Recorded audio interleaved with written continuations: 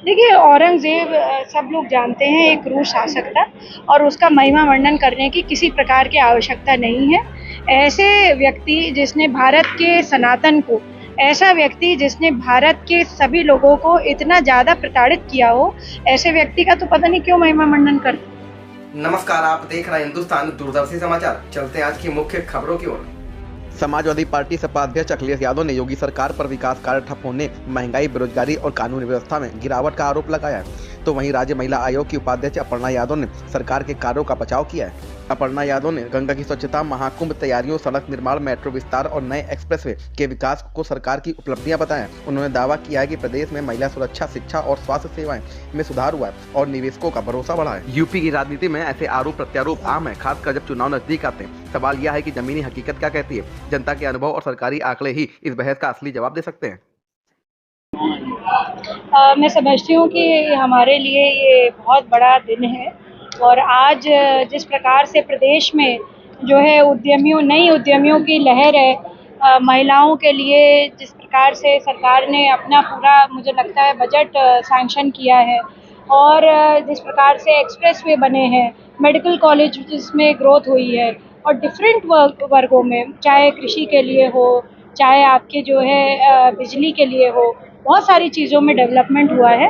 तो मुझे लगता है ये हमारे लिए बहुत अच्छा बड़ा दिन है और हमारे लिए एक उत्सव के रूप में है।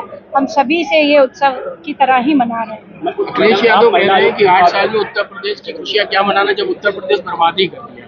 देखिए, अब ये एक उनकी अपनी सोच हो सकती है, क्योंकि जो है जिस तरह से उत्तर प्रदेश जो है अग्रसर है विकास के पथ पर, तो मुझे लग रहा है कि वो सिर्फ एक पर्सपेक्टिव से अपने उससे देख रहे हैं।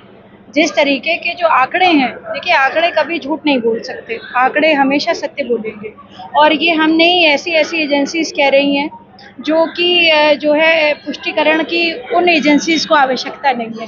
अपर्णा यादव क्या ही बोले इस बात पे, जब जो है देश विदेश में पूरे देश में महाकुंभ जैसा एक आयोजन हुआ जिसमें जो है गंगा की तारीफ हुई, उसकी निर्मलता की तारीफ हुई, सनातन के पूरे इस उत्सव की तारीफ हुई, यूनेस्को को उसका वर्ल्ड हेरिटेज साइट माना गया है, कहा गया मानवता का कुंभ था।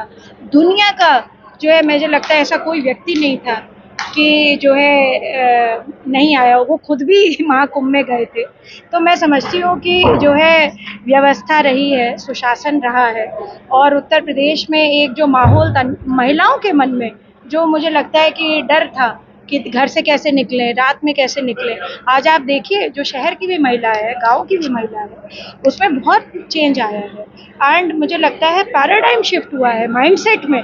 बच्ची जब पैदा होती थी तो पहले दादियाँ मुँह सड़ाती थी, आज के दिन में कन्या सुमंगला योजना की वजह से ऐसा नहीं होता है, खुश होती हैं बच्चियों की दादी भी, खुश होती हैं और जो है पूरे परिवार में उत्सव होता है। तो मैं समझती हूँ ये सब जो है माइंडसेट का भी जो शिफ्ट है, ये आदरणीय प्रधानमंत्री जी का जो विजन है और मुख्यमंत्री जी का एक तरह से जो मिशन है कि उनके विजन को हमें पूरा करना है, ये उन दोनों की वजह से। मैडम, आप महिला आयोग की उपाध्यक्ष, लेकिन इस समय लगातार केस ऐसे आ रहे हैं कि महिलाएं सुपारी ले रही हैं या तो पुरुषों को मार दे रही हैं। इस मामले में इस तरीके के जो केसेस आते हैं, वो जब भी मेरे पास आए हैं उन पे हमने कड़ा इन्वेस्टिगेशन और एक्शन दोनों लिया है।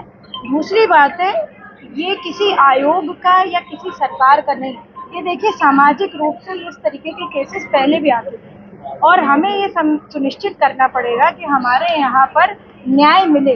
अगर महिला सही है तो महिला को मिले, पुरुष अगर सही है तो पुरुष को। मैम, आपके सामने मामले आए हैं तो जाहिर सी बात एनालिसिस भी किया होगा, क्या रीजन क्या नजर आता है? क्योंकि समाज में तो किसी के घर में, मेरठ में जो एक पत्नी ने अपने पति को काट दिया, 15 टुकड़े कर दिए, तो उसमें कोई सरकार थोड़ी ना शामिल थी, वो तो किसी की कुरूप मानसिकता हो सकती है ना। आज औरैया में भी इसी तरह का केस है। देखिए, मैं आपको बार बार बोल रही हूँ कि ये सामाजिक परेशानी बनती जा रही है हमारी और आयोग का काम है कि हम ब्रिज का काम करें, चाहे न्यायालय के लिए, चाहे हम उत्तर प्रदेश सरकार के लिए, क्योंकि हम उत्तर प्रदेश में हैं। तो हमारा जो का दायित्व है हम उसको पूरा निर्वाह कर रहे हैं। महिला आयोग के पास इस समय 0 पेंडेंसी है। 2 साल के बाद सितंबर में गठन हुआ, आदरणीय मुख्यमंत्री जी ने इसका गठन किया। सबसे बड़ी टीम महिला आयोग की है, 28 मेंबर्स का है ये और मुझे लगता है प्रदेश में सबसे बड़ा आयोग है और बहुत तेजी के साथ काम कर रहे हैं।